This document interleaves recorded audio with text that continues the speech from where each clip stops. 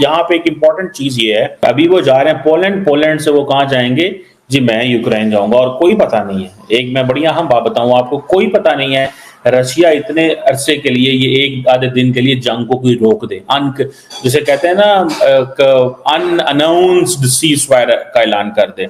ठीक है, देख ले तो इस वक्त इंडिया एक एशियन टाइगर है। एशियन टाइगर इंडिया, आप मानते हैं इस बात को? मैं इसको ओपनली मानता हूँ। इंडिया जो है वो इस वक्त जो थर्ड वर्ल्ड कंट्रीज में है उसमें इंडिया एशियन टाइगर है। अच्छा। और काफ़ी आगे रन कर। जब दुनिया की बड़ी इकोनॉमीज आपस में लड़ पड़ेंगी, वो अपनी इंडस्ट्री पे ध्यान ही नहीं देगी, वो जस्ट आपस में लड़ते रहेंगे, लड़ाई करते रहेंगे, तो सारा फायदा इंडिया का ही है। दुनिया में जितनी ज़्यादा सेल या जितनी ज़्यादा प्रोडक्शन का काम है वो इंडिया से जाएगा। खाने से लेके, पीने से लेके, कपड़े से लेके, जूते से लेके, हर ईच एंड एवरीथिंग। जब इतना ज़्यादा प्रॉफिट इंडिया को मिलेगा, ऊपर बात वो ये है कि इंडियन प्राइम मिनिस्टर मोदी जो हैं वो यूक्रेन जा रहे हैं इस वक्त, और ये जो है ये किसी ना किसी जगह जाके मुझे लगता है कि अभी खत्म हो जाएगा। ये जो इसकी ये एक दफा ये सीज फायर हो और अल्लाह करे जल्दी हो जाए। ये सॉफ्ट पावर की इस्तेमाल करके इमर्ज हो रही है, तो ये अच्छा होगा कि अगर कोई मुल्क किसी से आगे बढ़ना चाहता है तो वो सॉफ्ट पावर का इस्तेमाल करे। अगर वो किसी न्यूक्लियर वेपन की तरफ जाते हैं तो जाहिर बात है उनको भी नुकसान होगा। और ये विजिट बहुत इम्पॉर्टेंट है। मिलने इसका मतलब ये होता है कि मोदी साहब का कोई भी दौरा सिर्फ टॉक ऑफ द टाउन नहीं होता, टॉक ऑफ द वर्ल्ड होता है।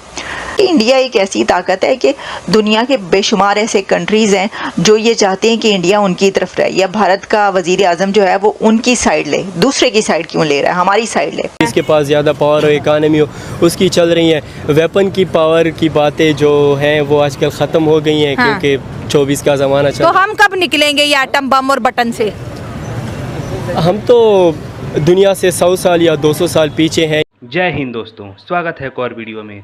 दोस्तों, पोलैंड के बाद मोदी जी यूक्रेन जा रहे हैं।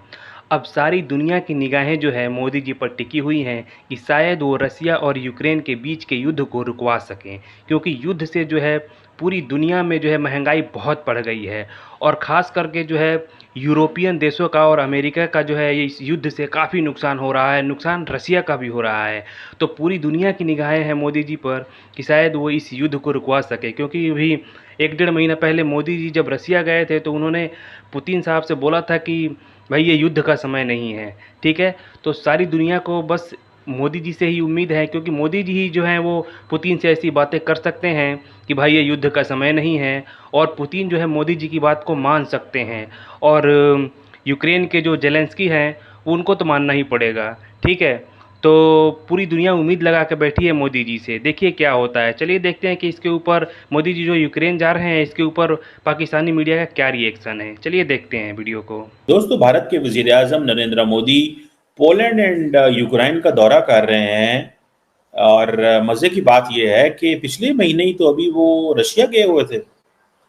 बहुत सारे दोस्तों का ये कहना है कि नरेंद्र मोदी इस पोजीशन में मौजूद हैं कि वो चाहें तो भारत एक ऐसा रोल अदा कर सकता है जिसमें यूक्रेन और जो रशिया के मामलात हैं वो करीब लाए जा सकते हैं। ये क्योंकि चाइना के पास वो रोल मौजूद नहीं है, क्योंकि अमेरिकन पसंद नहीं करेंगे, और गो के इस वक्त यूरोप के अंदर से बहुत सारी ऐसी आवाज़ें आ रही हैं, और वो आवाज़ें यही हैं कि हमें इस जंग को बंद करना चाहिए। यहाँ पे एक इम्पॉर्टेंट चीज़ ये है, अभी वो जा रहे हैं पोलैंड, पोलैंड से वो कहाँ जाएंगे जी, मैं यूक्रेन जाऊंगा। और कोई पता नहीं है, एक मैं बढ़िया हम बात बताऊं आपको, कोई पता नहीं है रशिया इतने अरसे के लिए, ये एक आधे दिन के लिए जंग को कोई रोक दे, जिसे कहते हैं ना, अनअनाउंस्ड सीज फायर का ऐलान कर दे। ठीक है, अनटिल एंड अनलेस के यूक्रेन की फोर्सेस उन पे हमला ना करें। नरेंद्र मोदी साहब यूक्रेन और पोलैंड का विजिट करने वाले हैं, और ये विजिट बहुत इम्पॉर्टेंट है। आप ये समझ लें कि नरेंद्र मोदी साहब ने प्रेसिडेंट पुतिन को गले लगाने के बाद, उनको हक करने के बाद, अब वो ज़ेलेंस्की से मिलेंगे। तो आपको याद होगा कि मोदी साहब का जो दौरा था मॉस्को का, वो बहुत टॉक ऑफ द टाउन रहा। यानी टॉक ऑफ द टाउन जब हम कहते हैं तो आप समझ लें इसका मतलब ये होता है कि मोदी साहब का कोई भी दौरा सिर्फ टॉक ऑफ द टाउन नहीं होता, टॉक ऑफ द वर्ल्ड होता है। पूरी दुनिया से उस विज़िट पर बात की गई, और बहुत उनका सक्सेसफुल विज़िट था वो। उसके अंदर उन्होंने प्रेसिडेंट पुतिन के सामने बहुत कुछ, सब कुछ बल्कि खुल के कह दिया था। और उन्होंने उनको ये कहा था कि देखिए जो जंग होती है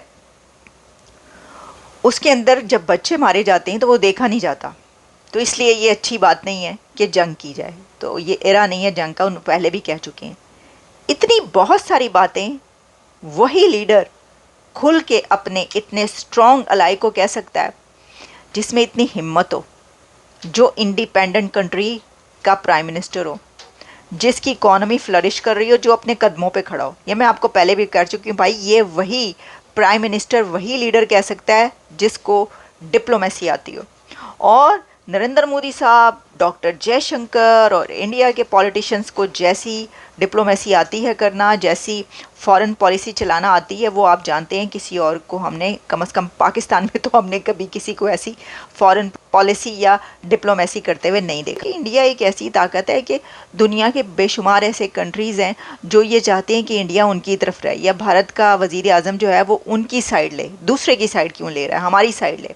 देखिए ना, अगर कोई आपका दुश्मन होता है तो वो अपने दुश्मन के लिए तो आप ऐसा नहीं सोचते ना, कभी भी नहीं सोचेंगे कि भाई मेरा दुश्मन जो मेरी साइड ले, नहीं। एक ऐसे कंट्री के बारे में ये सोचा जा सकता है कि जो दरमियान में मौजूद हो, जो जिसके ऊपर ये ना हो कि ये उसकी साइड लेगा तो मेरी साइड नहीं लेगा। तो यही वजह है कि हमें कंट्रीज़ के बीच इस तरह की कन्फ्रंटेशन नज़र आती है जिसमें ये कोशिश की जाती है कि भारत को अपनी तरफ खींचा जाए। अच्छा, अब आप ये देखें कि ये जो शतरंज की बिसात है जियोपॉलिटिक्स की, इसके ऊपर इंडिया और मोदी साहब कैसे ज़बरदस्त तरीके से खेल रहे हैं, अपनी चालें चल रहे हैं। दुनिया की जितनी भी सुपर पावर कंट्रीज है, डिफरेंट वर्ल्ड की जो है समिट में बैठते हैं या डिफरेंट फोरम पे जाते, कहते हैं पीस प्रमोट करते हैं, दुनिया को पीस का पैगाम देते हैं, और जिसके साथ खारबाजी हो उसको सीधा कहते हैं भाई तुझे तो ठोकेंगे पहली फुर्सत में। आजकल दुनिया में ये चल रहा है कि जिसके पास ज्यादा पावर हो उसकी चलती है। पावर वेपन वाली पावर ना, कि डॉलर वाली पावर, डॉलर की पावर, क्योंकि इकानमी काफ़ी आजकल ग्रोथ कर रही है, जिसके पास ज़्यादा पावर हो, इकानमी हो, उसकी चल रही है। वेपन की पावर की बातें जो हैं वो आजकल ख़त्म हो गई हैं, क्योंकि 24 का ज़माना चल रहा है। तो हम कब निकलेंगे ये एटम बम और बटन से? हम तो दुनिया से 100 साल या 200 साल पीछे हैं, ये जस्ट बातें चल रही हैं और तो कुछ भी नहीं है। और तो कुछ अच्छा, अगर लेट्स सपोज जैसे आपने कहा ऐसा होगा नहीं, क्योंकि देखिए दुनिया में 3 ही सुपर पावर्स हैं, अमेरिका, चाइना एंड तीसरी बनने वाली इंडिया, ठीक हो गया, ये साउथ एशिया के अंदर। इंडिया को फ्यूचर में आप कितना ग्रो होता देख रहे हैं? और अगर इस तरह हर तरफ जंगें होती है, जैसे रशिया यूक्रेन लड़े हैं, इसराइल फ़लस्तीन लड़े हैं, अमेरिका और चाइना के आपस में भी नहीं बनती, इंडिया और चाइना की भी नहीं बनती, तो इंडिया इसमें कितना फ़ायदा उठाएगा?